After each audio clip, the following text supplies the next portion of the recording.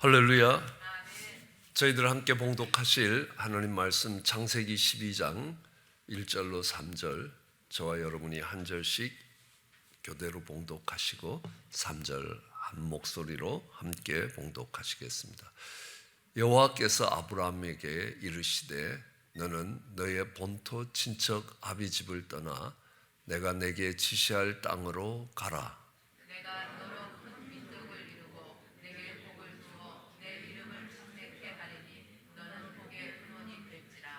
함께 봉독하시겠습니다. 너를 축복하는 자에게 내가 복을 내리고 너를 저주하는 자에게 내가 저주하리니 땅의 모든 족속이 너를 인하여 복을 얻을 것이리라 하신지라. 아멘. 금주에는 저희가 선교에 대해서 살펴보고자 합니다.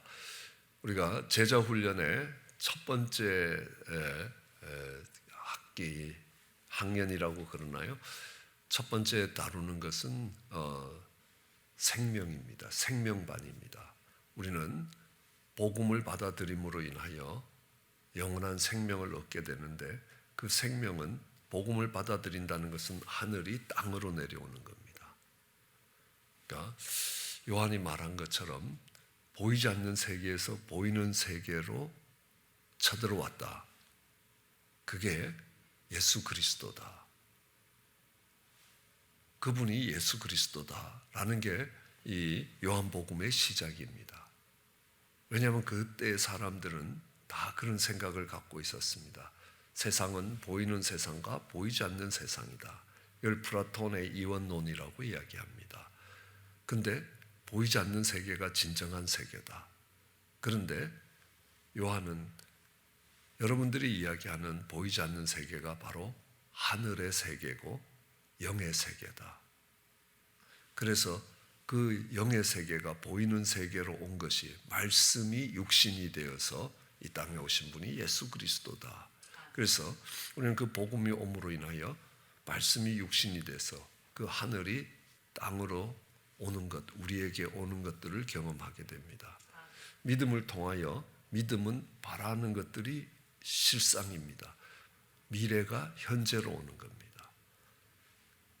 이 회복과 내적 치유를 통하여, 힐링 캠프를 통하여 과거에 묶인 것들이 풀어지고 현재로 오는 것입니다. 그렇게 되면 그 안에 생명이 풍성해지게 되고 그 생명은 이제 자라가야 됩니다. 그래서 두 번째 저희가 두 번째 학년에서 다루는 것은 성장입니다. 어떻게 성장해 갈 것인가? 영적 전쟁에 대한 개념이 있어야 성장이 시작됩니다. 그런데 그 영적 전쟁에서 이기려면 힘과 권세가 필요합니다. Authority and power라는 겁니다. 말씀이 그 권세를 공급하고 기도가 그 권능을 공급하게 됩니다. 그러면 이 말씀과 기도의 그 기본 위에서 우리는 영적으로 성장해 갈 수 있습니다. 영적으로 영적 전쟁에서 승리하고 성장해 갈 수 있습니다. 그 성장된 사람들은 반드시 하나님이 그냥 성장시키는 게 아니지 않습니까? 목적이 있습니다. 그것을 우리는 사역이라고 이야기합니다. 미니스트리라고 이야기합니다. 그 사역은 크게 하느님과의 관계에서 일어나는 사역이 있습니다. 그것을 우리는 예배라고 이야기합니다. 믿음의 공동체 안에서 일어나는 사역이 있습니다. 가정과 교회라는 공동체 안에서 일어나는 사역이 있습니다. 그걸 우리는 펠로십이라고 이야기하고 또 다음 세대들을 가르치는 에듀케이션이라고 이야기합니다. 그리고 이 공동체 바깥으로의 사역이 있습니다. 우리는 그걸 선교와 전도라고 이야기합니다. 우리는 지난 주간에 전도에 대해서 살펴보았습니다. 이번 주간에는 선교에 대해서 살펴볼 텐데, 이 선교와 전도가 뭐가 다른가? 거의 비슷하고 같은 의미로 쓰여질 때도 많이 있습니다. 그러나 조금 그 내용이 다르다는 걸 알 수 있습니다. 이 전도라는 것은 도를 전하는 것, 이 복음을 전하는 것, 하느님의 도를, 그 하느님의 도를 알지 못하는 사람에게 전하는 걸 전도라고 이야기할 수 있습니다. 그러나 선교는 그 직접적으로 그 하느님의 복음을 전하는 것과 그것을 포함해서 좀 더 포괄적인 개념이 되지 않느냐라고 많은 학자들이 이야기합니다. 예를 들면 의료 선교도 있습니다. 분명히 복음을 전할 목적으로 그 일을 하지만 그게 직접적인 것만은 직접적으로 그 복음의 내용을 전하지 않을 때도 있다라는 것들을 알 수 있습니다. 또 방송 선교도 있습니다. 문서 선교도 있습니다. 어떤 분들은 찬양 선교라고 여러 가지 선교가 담고 있는 내용들이 직접적으로 복음을 전하는 것뿐만 아니라 그 외에 다양한 삶의 어느 영역을 통하여 또 사회 참여의 영역을 통하여 간접적으로 복음이 전해지는 것까지 다 포함할 때 그것을 선교라고 이야기한다. 조금 더 복음보다는 포괄적인 개념이고 직접적으로 복음을 전하는 것 그 외에 다른 삶의 여러 영역에서 그 간접적으로 복음을 전하고자 하는 것까지 포함시킨다라는 것들이 선교와 전도의 차이점이라고 이야기합니다. 또 다른 면으로는 동일 문화권 내에서 우리가 복음을 전하는 것을 전도라고 이야기한다면 선교는 타 문화권 속에서 복음을 전하는 것이다. 그래서 이 동일 문화권과 타 문화권이 이제 점점 이렇게 구분이 애매해지기 시작하는 겁니다. 예를 든다면 가정 내에서 우리 다음 세대들은 이게 동일 문화권이 아니라는 겁니다. 같은 집에서 먹고 자고 같이 생활하지만 전혀 다르다는 겁니다. 주일에 설교해 주신 우리 이세 목사님도 그러죠. 내가 겉은 한국 사람인데 아는 미국 사람이라고. 우린 그걸 바나나라고 부르기도 하죠. 그런 것처럼 같은 집에서 같은 말을 하고 같이 살아가는 것처럼 보이지만 전혀 다른 사고와 이 삶이 있을 때가 있습니다. 우리는 요 문밖가만 가도 얼마나 다른 여러 종족들이 함께 어울려 살아가는지 이게 타 문화권으로 옛날 같으면 멀리 가야지만이 이렇게 그런 사람들을 만날 수 있었는데 아니지 않느냐는 겁니다. 그렇지만 대부분 이렇게 해야 합니다. 그러니까 성령이 임하면 너희가 권능을 받아 예루살렘과 그 다음에 온 유대와 사마리아 땅끝까지 이르러 내 증인이 될 것이다. 그래서 그러니까 예루살렘이라는 것은 모든 문화권이 같은 그 안을 이야기하고 유다는 조금 넓어지기 시작하는 겁니다. 문화권은 같지만 같은 언어를 사용하고 있지만 이렇게 상당히 차이가 나기 시작하고 사마리아는 비슷한 것 같은데 많이 다른 사람들입니다.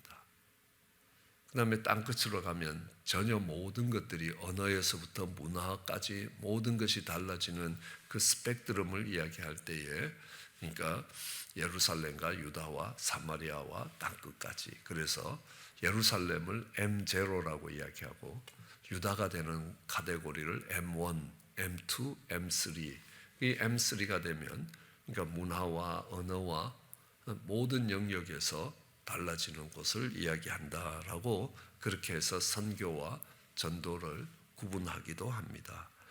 그리고 다르게 이렇게 선교와 전도를 구분할 때는 자생적으로 일어나서 이 복음을 전하게 될 때에 그걸 전도라고 이야기하고 자생적으로 일어나서 복음을 전하지 못하는 곳 쉽게 이야기하면 교회가 없고 믿음의 사람들이 없는 곳을 찾아가서 그 복음을 전하는 것을 선교라고 이야기하고 그 안에서 자생적으로 일어나서 이제 그것을 하느님 나라를 확장시켜가고 복음을 전하는 것을 이야기할 때에 전도라고 이야기한다. 이렇게 선교와 전도를 크게 이 세 가지 방법으로 구별을 하기도 합니다.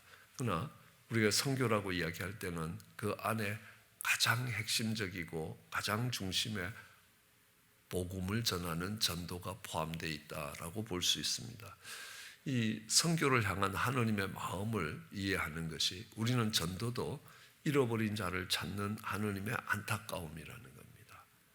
이 선교를 향한 하느님의 마음, 하느님이 믿음의 조상으로 아브라함을 부를 때 어떻게 하십니까? 하느님이 너는 본토 친척 아비 집을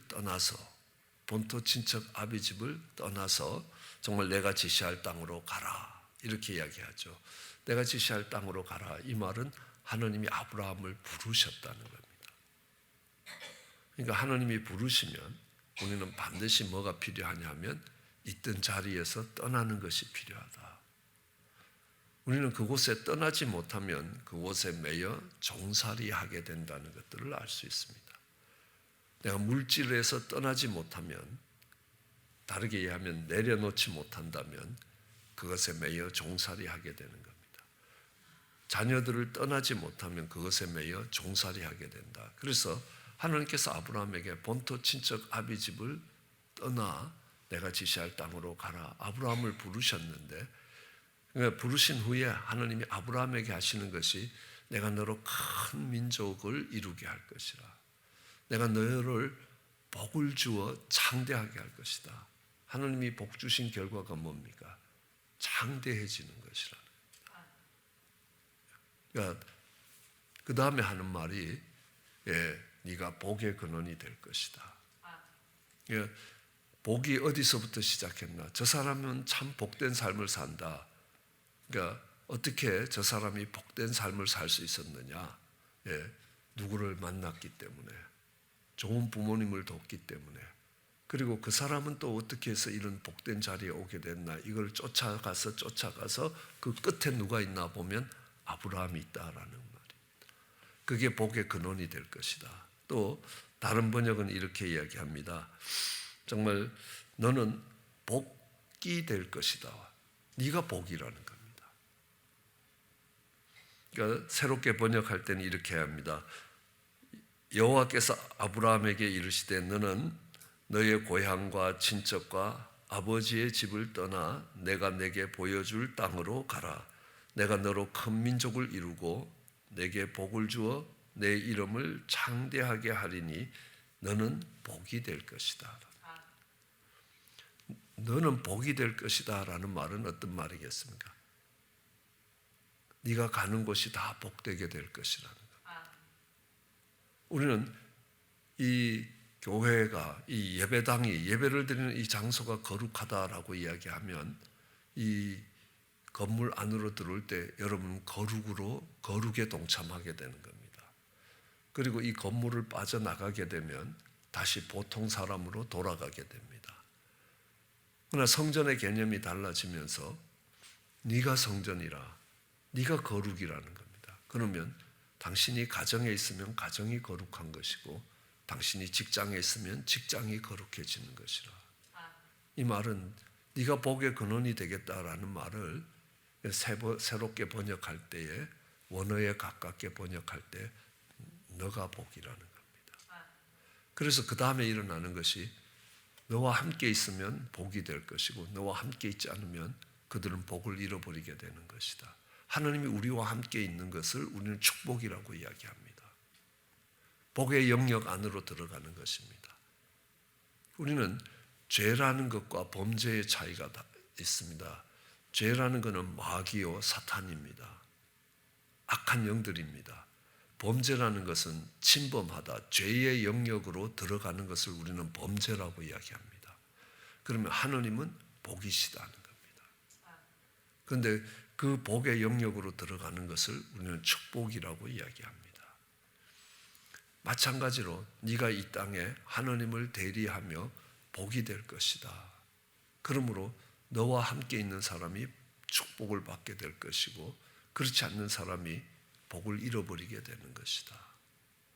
너를 축복하는 자가 정말 복을 받게 되고 너를 저주하는 자에게 저주가 내릴 것이라. 근데 하나님이 이를 통해서 하시고자 하시는 것이 땅의 모든 족속이 너로 인하여 복을 얻을 것이니라. 그러니까 하나님이 아브라함을 불러내시고 아브라함에게 복을 주시고 하신 이유가 뭐냐 하면 너를 통해서 땅의 모든 족속이 복을 얻을 수 있게 되기를 그것을 하나님이 기대하시고 그것을 위해서 아브라함을 불러내시고 그것을 위해서 아브라함을 축복하셨다는 사실입니다. 그런데 이걸 잃어버리면 굉장히 곤란한 문제가 생깁니다. 잃어버리면 내가 특별하고 하나님이 내게 은혜를 베푸셨다는 겁니다. 그러니까 다른 사람을 보면 쟤는 왜 저 모양이냐? 야, 저렇게밖에 신앙생활 못하냐? 아니면 손가락질을 하게 되는 겁니다. 내가 이 자리에 온 것이 그들이 나로 인하여 복을 얻게 하기 위해서 하나님이 날 불러내셨는데 이스라엘 백성들은 스스로 선해지기 시작했습니다. 그걸 독선이라고 이야기합니다. 나만 특별했기 때문에 하나님이 내게 특별한 은혜를 더하셨다는 겁니다. 아니라는 겁니다. 그걸 통해서 복이 흘러가도록 하셨다라는 것들을 알 수 있습니다. 우리는 잘 알고 있지 않습니까? 가서 제자 삼으라. 그래서 모든 족속으로 제자를 삼으라는 겁니다. 그러니까 가야 되는 것이고 가서 그들을 제자 삼아야 되는데, 그러니까 내 가까운 사람들 아니라는 겁니다. 모든 족속으로 제자를 삼으라라고 하는 이 명령을 우리는 우리 예수님이 주신 가장 큰 명령이라고, 그래서 이걸 The Great Command, 대사명이라고 그렇게 부르고 있다라는 것들을 알 수 있습니다. 우리는 이 하나님의 이 구원의 계획들을 바라볼 때에 이것이 성경에 도도하게 흘러왔다라는 것들을 알 수 있습니다. 하나님이 아브라함을 부르실 때도 아브라함을 통하여 정말 천하 만민이 복을 얻게 하시는 거고, 그를 위해서 하나님이 요나를 니느웨에 보내시는 것들을 봅니다. 니느웨처럼 악한 사람들이 다시 세상에 일어날까 할 만큼 악한 그 니느웨 성에도 하나님이 구원을 베푸시기 위해서 그의 종 요나를 보내시는 것들을 봅니다.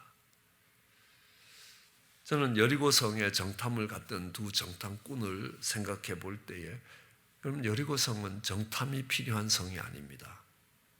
왜냐하면 여리고 성이 정복될 때는 보면 그 10층 높이에 있는 성벽이 무너져 내렸습니다. 그럼 적군이 와서 성을 포위하고 뺑뺑 돌고 있습니다. 그죠? 그러면 이제 전쟁이 일어난 겁니다. 전쟁이 일어나면 군사들이 어디에 있겠습니까? 다 이제 성벽을 기어 올라올 거니까 성벽 위에 다 서서 적군을 방어할 겁니다. 또 한편으로는 성문을 큰 나무 같은 걸로 뚫거나 불을 지르거나 해서 그 성문을 열고 성문으로 들어올 겁니다. 그러니까 병사들이 다 성문을 지키거나 성벽에서 적을 방어하기 위해서 준비하고 있을 겁니다. 그런데 이 10층 높이로 쌓여졌던 성벽이 무너졌습니다. 다 깔려 죽었습니다. 성문 앞에 있는 사람도 다 죽었습니다. 싸울 이유가 없습니다. 싸울 수 있는 사람들은 거의 다 죽었습니다. 그렇기 때문에 군사적 작전이 필요하지 않습니다. 어느 쪽을 공격해야 되는가 이걸 결정해야 될 것도 없습니다. 그런데도 정탐꾼을 보냅니다. 왜냐하면요, 거기에 하나님이 구원받아야 될 백성이 있기 때문에 보내시는 겁니다. 라합과 그 라합에 속한 사람들이 구원을 얻게 하기 위해서 하나님께서 그 종을 보내시는 겁니다. 그러니까 구원받을 사람이 있다면 하나님은 그 종들을 땅끝까지라도 보내서 찾아오시겠다라는 것들을 알 수 있습니다. 우리는 우리 컴미션이라고 우리 이재한 목사님이 정말 중심이 돼서 사역을 하는 컴미션은 늘 M2414라고 이야기합니다. 그러니까 왜냐하면 마태복음 24장 14절을 중심으로 사역을 한다. 그래서 마태복음 24장 14절에는 이 천국 복음이 모든 민족에게 증언되기 위하여 온 세상에 전파될 것이다. 그때야 역사의 종말이 온다는 겁니다. 하나님이 정해 주신 때에 정말 이 심판의 때, 종말의 때가 오겠지만요, 그 종말의 때가 온다는 것은 이 천국 복음이 모든 민족에게 증언되기 위하여 온 세상에 전파될 것이다. 그러면 그때에 끝이 올 것이다. 우리는 이 하나님의 구원 계획, 이 선교를 바라볼 때요, 이 이스라엘 백성들이 출애굽을 하지 않습니까? 죄악의 땅을 벗어나올 때에 그들은 죽음을 극복하고 나오는데, 유월절을 보더라도요, 이스라엘 백성들이 구원받았다라는 것들 아니라는 걸 알 수 있습니다. 이스라엘 백성들도 그 어린 양의 피를 문설주에 뿌리지 않았으면 그들도 다 죽임을 당했습니다. 그 사람들이 애굽 사람이 될지라도 그 애굽 사람들이 그 말씀을 믿고 그 문설주에 어린 양의 피를 뿌렸을 때 그들은 죽음의 자리에서 벗어날 수 있었습니다. 이게 민족을 개념으로 부른 게 아니라라는 것들을 알 수 있습니다. 하나님이 모든 민족을 믿음으로 반응하는 그들을 이끌어내시겠다라는 것들을 알 수 있습니다. 여러분, 출애굽을 할 때 출애굽에는 이 이스라엘 백성들만 출애굽한 게 아닙니다. 거기에 뭐라고 쓰여 있냐면 허다한 잡족들이 함께 나왔다는 겁니다. 많은 민족들이, 많은 종족들이 이스라엘과 함께 출애굽을 했던 것들을 알 수 있습니다. 그러니까 이집트에 가보면 이집트에 교회들이 있습니다. 그러니까 캅틱 교회죠. 그러니까 이 캐톨릭이 동방정교로 간 것도 있지만 또 이 아프리카를 중심으로 하는 캅틱 교회들이 세워져 있었습니다. 그래서 이 캅틱 교회에 가보면 늘 이사야서 19장 25절이 펼쳐져 있습니다. 왜냐하면 그러니까 나일강으로 성경책이 하나 떠내려왔는데 그 성경책을 주워 보니까 거기에 이사야서 19장 25절 말씀이 펼쳐져 있었다라고 이야기합니다. 거기에 보면요, 내 백성 애굽이여라고 이야기합니다. 이스라엘 백성들은 죄악의 땅이고 애굽 땅이라고 생각을 했을지 모르지만 하나님은 내 백성 애굽이라고 이야기합니다. 내 손으로 지은 아수르라라고 이야기합니다. 이게 하나님이 애굽을 바라보시고 아수르를 바라보시고 이 애굽과 아수르의 정말 복된 소식을, 복을 전하기 위해서 하나님이 이스라엘을 부르셨고 이스라엘에게 복을 주셨다는 사실입니다. 그런데 그들이 자신들만이 복을 받을 자격이 있는 사람이라고 생각을 하고 그 복이 흘러가지 않도록 했을 때에 우리는 스가랴서에 배우지 않았습니까?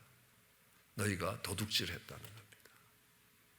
흘러가야 될 복을 너희가 다 착복해버렸다는 겁니다.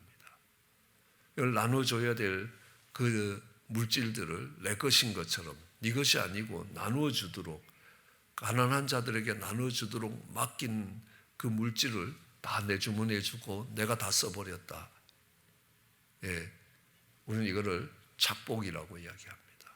도둑질이라고 이야기합니다. 하나님 이스라엘 백성, 그래 놓고 나는 하나님 백성이라고 이야기합니다.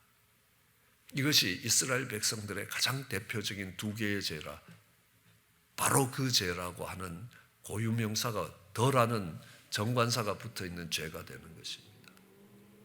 하나님이 주신 시간과 물질과 건강과 이게 다 나를 위해서 주어진 것처럼 생각하는 겁니다. 이스라엘 백성들이 섰던 동일한 자리에 서는 우리의 모습을 보게 되는 것입니다. 하나님이 이스라엘을 일컬어서 늘 너희로 하여금 제사장 나라가 되어라. 하나님 복음을 받고 복된 소식을, 하나님이 주시는 복을 받고 하나님께로 나온 사람들에게 너희는 왕같은 제사장이라고 이야기합니다. 이 제사장은 뭘 이야기합니까? 누군가의 죄짐을 짊어지고 하나님 앞에 나오는 사람들을 제사장이라고 이야기합니다. 너희가 왕같은 제사장이라. 그것은 누군가의 죄짐을 짊어지고 하나님 앞에 서는 모습이 있어야 된다. 그 이야기들을 하고 있습니다. 그렇죠? 뭐 시편을 보더라도 많은 곳에 시편 67편 3절이 대표적으로 하나님이여 민족들이 주를 찬송하게 하시고 모든 민족이 주를 찬송하게 하소서. 예? 그리고 이렇게 이방의 복음을 들고 저는 그러니까 가는 그들을 하나님이 얼마나 귀하게 여기시는지 모릅니다. 요나도 마찬가지고요. 사도 바울을 보더라도 그렇습니다. 그 바울이 복음을 들고 이방을 향해 갔을 때 하나님이 그를 얼마나 존귀하게 여기는지 모릅니다. 우리는 이 스가랴서도 제일 마지막 스가랴서 강해가 이제 지난주로 끝났지만 스가랴서 강해의 14장은 뭡니까? 애굽 사람과 열국의 사람들이 초막절을 지키기 위해서 올라올 것이다. 요한계시록의 마지막 부분은 뭡니까? 이렇게 이야기합니다. 나라와 족속과 민족과 방언이 다른 그 수많은 사람들이 정말 흰옷을 입고 종려나무 가지를 들고 구원하심이 그러니까 보좌에 앉으신 하느님과 어린 양께 있도다라는 겁니다. 그 찬송을 하는 그 모습이 역사의 종말의 마지막 모습이라는 겁니다. 그런데 거기에 뭐가 있습니까? 여러 나라가 있습니다. 여러 족속이 있습니다. 방언이 다른 사람들이 있습니다. 그죠? 그러니까 이런 사람들 속에 복음이 전해지고 그들이 하나님께로 돌아오는 것이 역사의 종말이고 하나님의 심판의 때로 이루어져 간다는 겁니다. 그렇기 때문에 우리는 이 선교라는 것이 해도 되고 안 해도 되는 게 아니라 하나님이 우리에게 힘을 주시고 우리에게 복을 주시면 하나님이 우리에게 주신 복이 우리를 통해서 흘러갈 수 있도록 만들어 가야 된다는 것, 당위가 되는 것입니다. 그러므로 그 일들을 감당할 때 너는 복의 근원이 될 것이라. 그렇게 살아가는 저와 여러분 되시기를 주의 이름으로 축원합니다. 기도하시겠습니다. 사랑과 은혜가 많으신 하나님, 귀하고 복된 아침을 주시고 하나님, 그 하나님의 마음이 어떤 것인지 하나님이 세상을 이처럼 사랑하사 독생자를 주셨으니 이는 그를 믿는 자마다 멸망치 않고 영생을 얻게 하신다고 말씀하셨습니다. 모든 사람들이 만국이 그 주님을 믿고 멸망치 않기를 원하시는 그 하나님의 심정이 우리의 선교에 담겨 있게 하여 주시기 간절히 원합니다. 하나님, 그리하여 정말 복음이 땅끝까지 또 나라와 족속과 백성과 방언이 다른 수많은 사람들이 하나님을 찬양하는 그 아름다운 모습들이 우리의 삶 가운데 이루어질 수 있도록 은혜를 베풀어 주시기 원합니다. 그 일에 부름을 받았다는 것 기억하게 하여 주시고 그 일을 통하여 복의 근원이 된다는 것들을 기억하며 그 사명을 감당해가는 저희들 에게 은혜를 더하여 주시옵기 간절히 소원합니다. 감사합니다. 예수님 이름으로 기도드렸습니다.